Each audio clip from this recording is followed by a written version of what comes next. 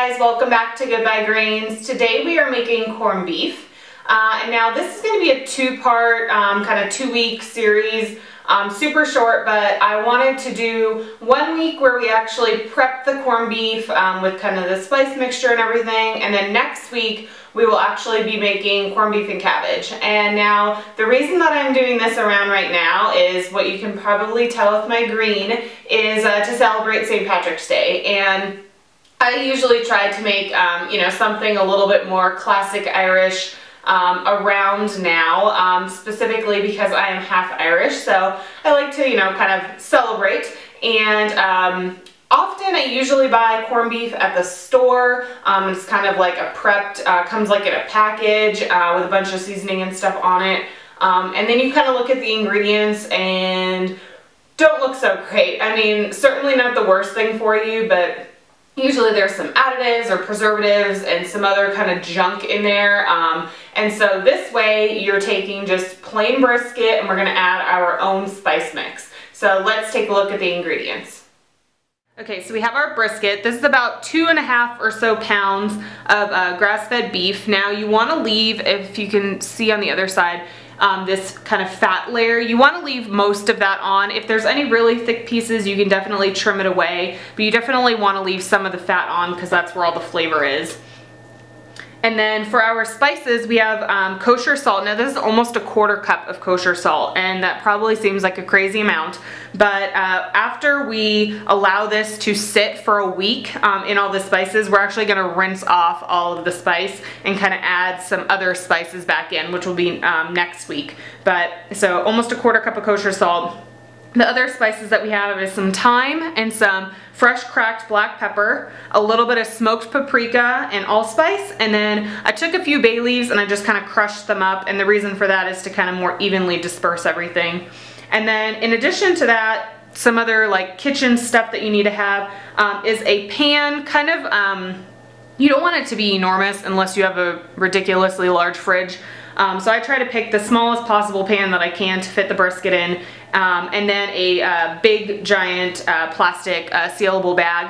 And the reason for that is we're going to mix all the spices together and rub it all over the brisket, put it into here, and then we're going to let it sit in the fridge for a week.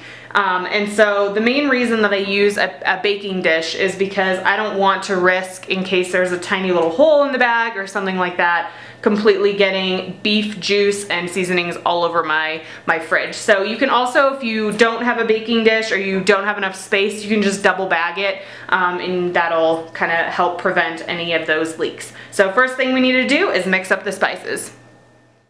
Okay, so we can add all of our spices into a slightly larger bowl. Make sure you get everything out of there.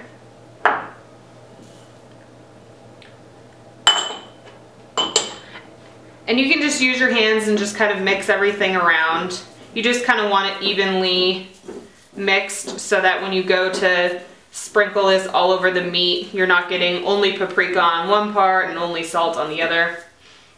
So once that's mixed together, we can take a fork. Now if you have any other type of sharp metal, like a skewer or anything like that, or a really thin knife, you can do that too. I find a fork's the easiest way. And you just kind of want to puncture the meat. And now a lot of people probably think, why on earth are you puncturing the meat? Isn't that going to let all the juices flow out? But the main thing you want to do is try to get this spice paste to really penetrate into this beef.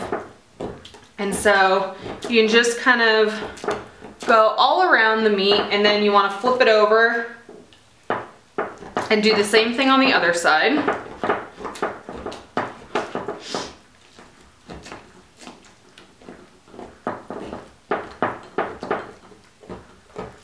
And then once you have this all kind of punctured, we can sprinkle this spice rub. You can use about half on one side, half on the other.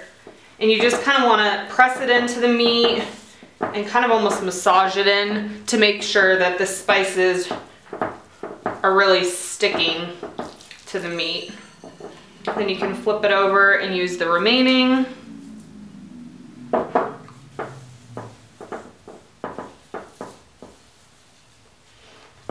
Just kind of keep pressing it in. And then any of this that kind of falls off, also you want to get on the sides. This is definitely messy, but well worth it. So at this point you can grab your plastic bag and put the brisket in. And then you can take any of this leftover spice mix and add it into the bag.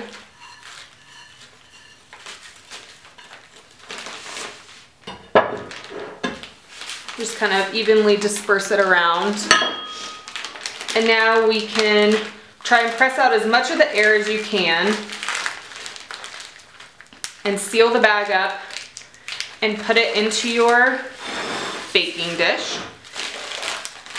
And now what you're gonna do is just keep this in the fridge. I usually kind of just move it around and I'll flip it every day or two. Usually when I'm making dinner or I'm opening up the fridge, I'll just kind of flip it over, make sure that the meat is staying seasoned and that it's kind of evenly seasoning.